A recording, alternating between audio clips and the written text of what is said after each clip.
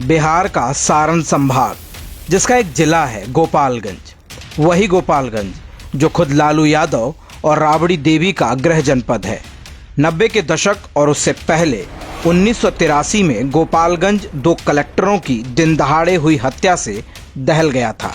किसी कलेक्टर को बम से उड़ाया गया था तो किसी को हजारों की भीड़ ने अपना निशाना बनाया था।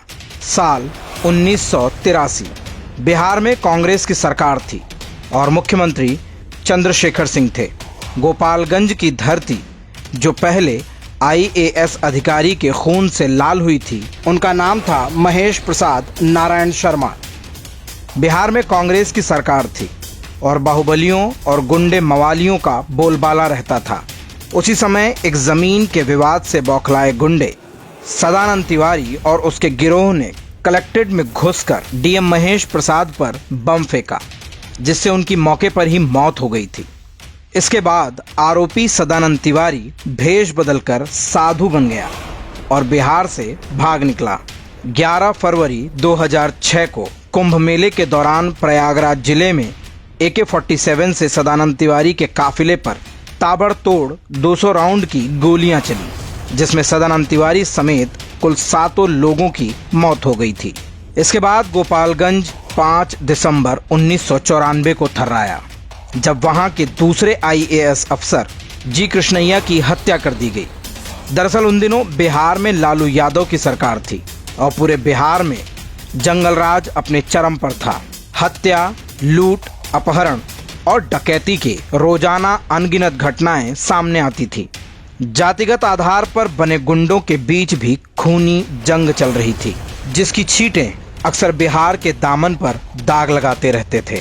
जी कृष्णैया की हत्या पर कहा तो यही जाता है कि मुजफ्फरपुर के पास शव ले जा रही एक भीड़ ने उन पर धावा बोल दिया और गोली मारकर उनकी हत्या कर दी थी। लेकिन असलियत ये है कि बिहार जाने माने बाहुबली और लालू यादव के बेहद करीबी आनंद मोहन की पार्टी BP-पा पार्टी के नेता छुट्टन शुक्ला की 4 दिसंबर 1994 में गैंगवार के कारण हत्या हुई थी।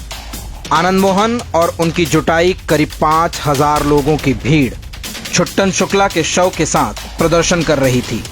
इसी बीच पटना से लौट रहे गोपालगंज के DM जी कृष्णैया की गाड़ी वहां से गुजरी और भीड़ ने आनंद मोहन के उकसाने पर उनकी गाड़ी पर धावा बोल दिया। भीड़ में से ही किसी ने गोली मारकर उनकी हत्या कर दी।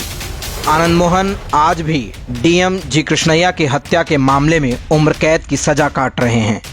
अब आप अंदाजा लगा सकते हैं कि कांग्रेस और लालू के शासन में अराजकता और अपराध किस चरम पर था। जिनके दौर में खुद प्रशासन के शीर्ष अधिकारी तक सुरक्षित नहीं थे, तो उसमें आम जनता का क्या हाल होता होगा, सोच लीजिए। कांग्रेस और RJD ने अपने फायदे के लिए बिहार में अपराध और आतंक की फसल बोई, जिसका खामियाजा अफसरों से लेकर आम जनता तक को भुगतना पड़ा था।